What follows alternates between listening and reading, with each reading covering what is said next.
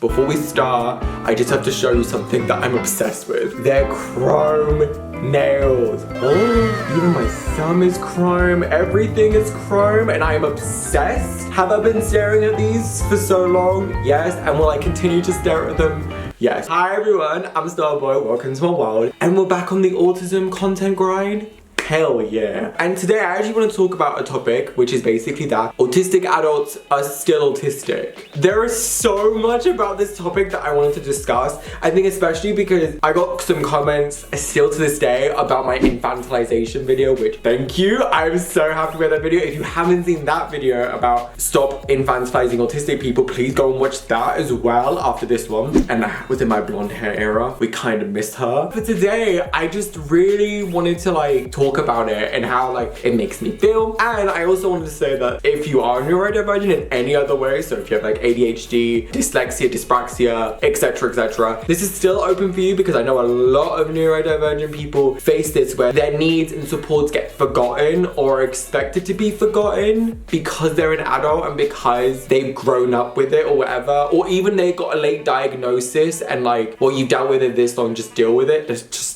if you are neurodivergent, or if you're not, please subscribe, it would be so cool. And without further ado, let's begin on it. Why I think people expect autistic people to grow out of their autistic traits, which I still think is dumb, but here's why I think so. Number one, because a lot of the time autism and autistic traits are associated with being a kid, which is so dumb, because oftentimes when diagnosis gets spoken about, granted I do think thanks to social media that conversation is slowly changing because of late diagnosis, but oftentimes when you do hear about diagnosis, it often comes with kids and children. When you see media representation of it, apart from adults, and we'll get into adult representation a little bit later, but when you often see it, it does come with kids. And so basically, people have that association with it being childlike and being childish. And that's, again, with any neurodiversity. I know ADHD also has that connotation. So as you get older and as you grow out of certain things and you start to mature, people then expect you to mature out of autistic traits. For example, you can't melt down, although there's been so much that's been going on at you and you can't deal with it, senses, a sudden change, too much on your plate, and then it's just grow up, calm down, move on. It's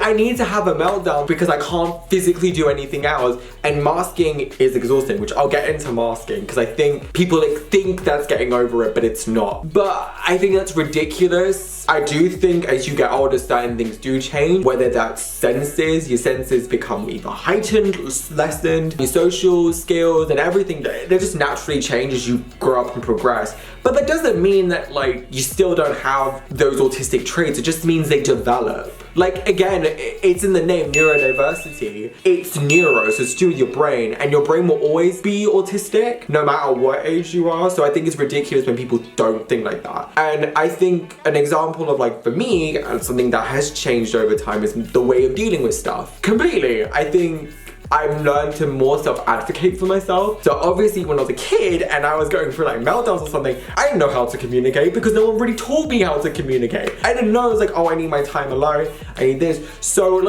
I just would be very confused. I wouldn't know how to deal with these emotions, and emotions particularly get very heightened for me. So I wouldn't know how to deal with it. Now I do know how to do it. If I'm having a meltdown or a shit day, or I need to go through shutdown or anything like that, I will literally, most of the time, I will be probably on my bed, I'll be watching YouTube and loads of my comfort YouTubers, probably my weighted blanket, with then playing Animal Crossing or playing Stardew Valley, because I recently got Stardew Valley and it's so fun. Again, it changes over time, or even with senses, when I was a kid and I was getting overwhelmed or flustered at certain events, I felt I couldn't escape. I felt there wasn't a way to. Yeah, I would just cry and be so tired and drained. But now I know as an adult I can step back and then come back into it. For Pride, I did start to face overload a bit. At one point I was starting to feel quite dizzy because I was hungry, and then I was also starting to feel very overwhelmed because everything was just added, and I was oh my god. So I went into Waterstones, which I actually went to that cafe, and I managed to take a moment for myself just to breathe, or even just take a step back just somewhere quieter and just let yourself go through it before coming back.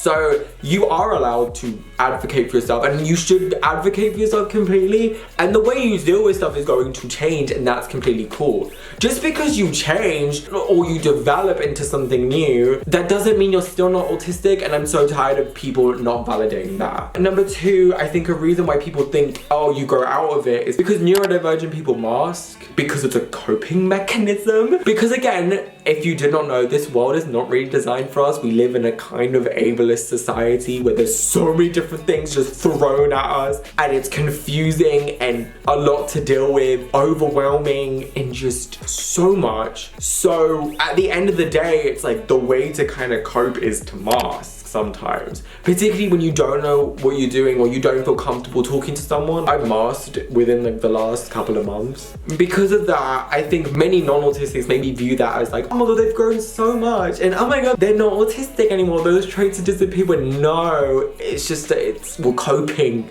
the best we can. It's like you don't see us at the end of like a really stressful day lying on the bed curled up in a ball with your teddy right there being like I've been there. Or just having to like watch the same Disney movie about 500 times because you need a source of comfort and stability. Again, that's me too. But like seriously though, I think it's so weird that people think like that, and I just think it's so confusing because you wouldn't do that with anyone else, so why are you doing it with us? Right? And there's so much like judgment towards neurodiversity because of like stereotypes and everything like that, so I think it's ridiculous. Another reason is the glorious thing of media representation. If you don't look, act, or anything like the media representation that we've seen of autism, then you're not autistic enough, and it's freaking frustrating. Again, I did a video on that. Particularly if you don't know, most autistic representation has been white, cis, heterosexual men, and it's just like that's not all the community. It's not just that. I'm like, you have queer people, you have people of color, you have trans people, you have people of faith, dual disabilities, people who have ADHD, like so many more. So I think it's weird when people grow up and when you say that you're autistic and people don't believe it because you don't look a certain way or because you don't act a stereotypical way. It's ridiculous. Obviously there's like problems with mixed diagnosis and not getting diagnosed, which has problems to do with misogyny and racism and homophobia and transphobia. That's a whole nother video, but like I think like has some of the degree to it. So when you do have a different interest, you're literally just living as yourself, as a woman, as a black man, as an Asian trans person, like whatever situation you're in, and you go you're autistic and people don't believe it because you're basically not Sheldon Cooper or you're not Sam from Atypical.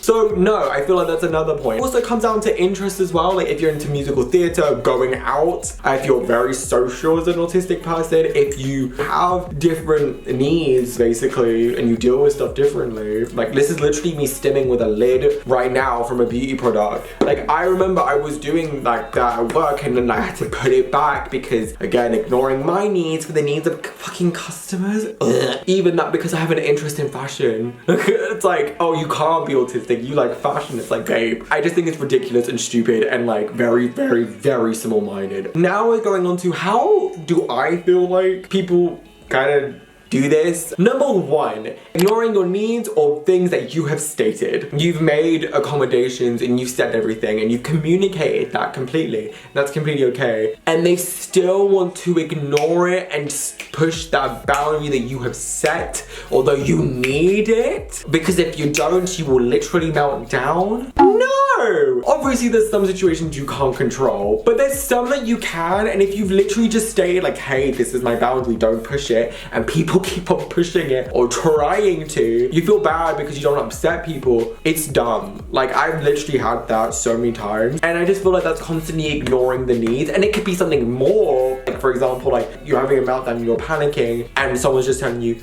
breathe, calm down. Obviously like other people relate to that, like when you're being ignored, but I think for autistic people, it's like when you do function in this society, then they expect you to stay functioning versus like having your boundaries and having this and having that.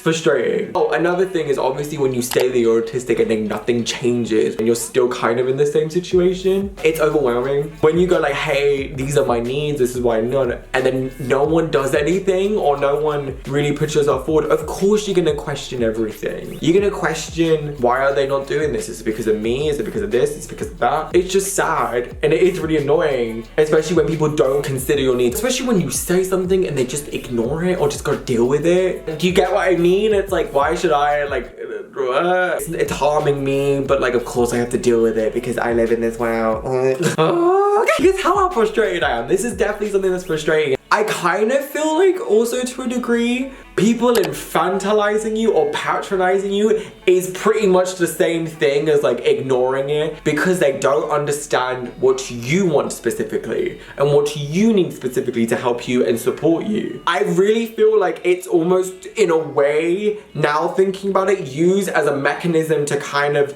belittle you, kind of in a way that makes you want to be less autistic and act less autistic, so you don't get patronized and so you're not infantilized. That's what it feels like. You can't state your needs, you can't feel how you feel, and you can't express your emotions, because if you do, then you're gonna be babied. So it's almost like a consequence. It's almost like a slap on the wrist, like bad you for being autistic, which is ridiculous. I hate that. And that's what all of this does feel like. It feels like you're being punished for who you are. And it's so frustrating, honestly it is. And people not acknowledging you being autistic or infantilizing you or anything like that, and basically just ignoring that you are autistic, it really makes you compare yourself to others. That's the one thing I've definitely experienced. It really, really does. It makes you really think about yourself and be like, what if they can do it? Why can't I? Even though you know you can't physically do it because you're tired, you're exhausted, you're stressed, it will push you over the limit. You know all these reasons, but you feel like you have to do it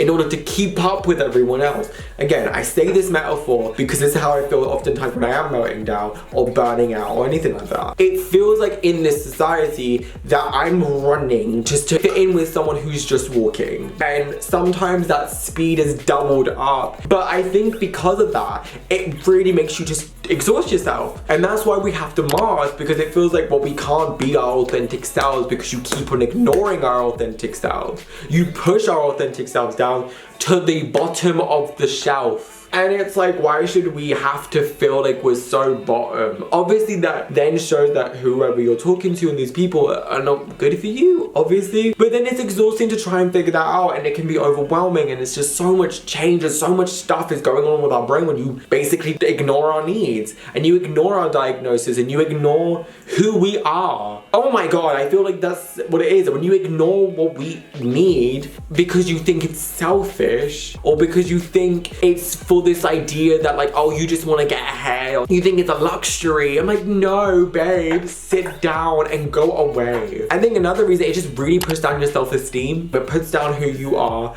and it's completely not true. You are so valid as an autistic person. You are. As a neurodivergent person, you have the right to be who you are. Like, why shouldn't you be? You should do whatever it takes for you to feel comfortable and safe, feel like you can be yourself. I feel like it's ridiculous that we live in a world where that isn't prioritized, because it's all about fitting in. And don't go wrong, because I am right, it's still about that, and it's so to all the holistics out there, the non-autistics and neurotypical people. If you're not going like, this sounds bad, what can you guys do to help? Listen to us? I feel like that's like the most obvious thing. Just listen to us, please. When we say we feel overwhelmed, listen that we feel overwhelmed. Do not try and be like, oh, well, like, can you like stay for a bit, or like try and push us to do something, or ignore us when we're like, hey, I need to leave at this certain time. As much as it comes down to a lot of us as the person setting that boundary, it also comes down to you continuing to do that boundary.